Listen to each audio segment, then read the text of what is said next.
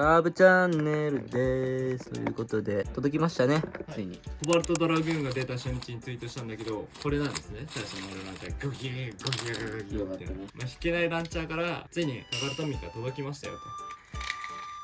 引けるランチャーになりました。うん。まあ、まあ、あれはひどすぎたよね、さすがに。ただ、まあ、数々ランチャー壊した俺からすると、ちょっとこいつも不安、壊れそうだな、このランチャーっていう感じではある。けど、まあ、タカラトミーさんが代替品を送っていってくれて、それがすぐ壊れるなんてことあってはならない。つまり、これは超強い。マックスで弾けるかどうかだよな、全力で。初めての左回転。ちゃんと自分のランチャーで打つの初めて。俺こいつ初めて回すんだ、実は。感動じゃん。はい、僕はニックスラダー 960GB です。3、2、1、GO。違和感すごい、違和感すごい。そっか、お前そっちで出るんや。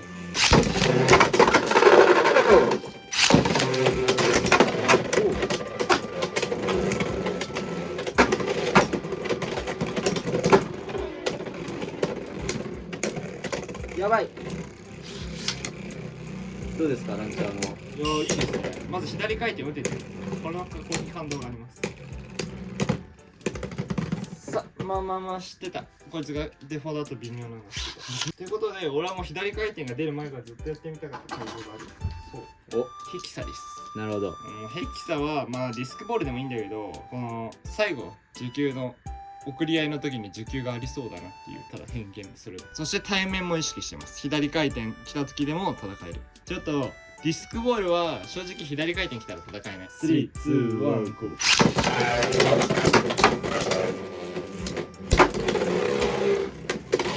あ、だね。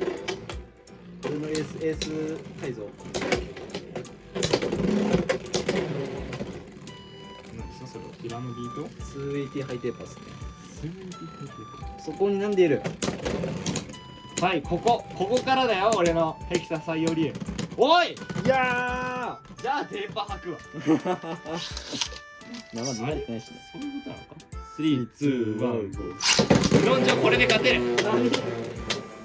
びっくりしたわ。ああ！さすがにね。ちょっと勝負にならないから。3、2、1、GO。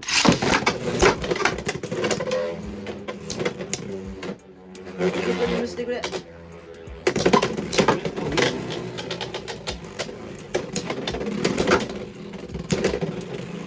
なんかガチャガチャしてる。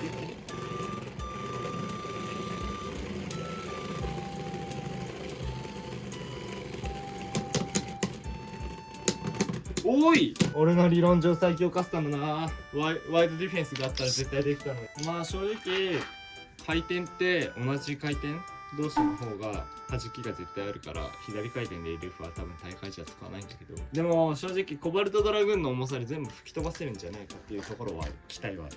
3、2、1、GO。3、2、1、GO。いやー、食べ。3、2、1、GO。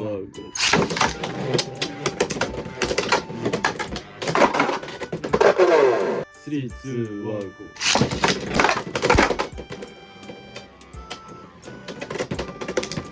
やばい、時給がすられすぎ。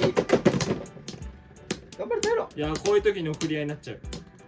左回転でね、さすがに。3、2、1、GO。3、2、1、GO。